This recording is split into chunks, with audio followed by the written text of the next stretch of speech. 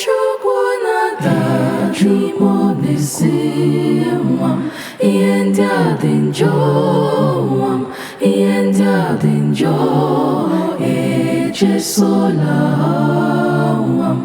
Ma olu nke ekwensu na-ada, ekwensu na-asị nwa m, ihe ndị a dị mma nwa m, ekwela ala ezi nwa m.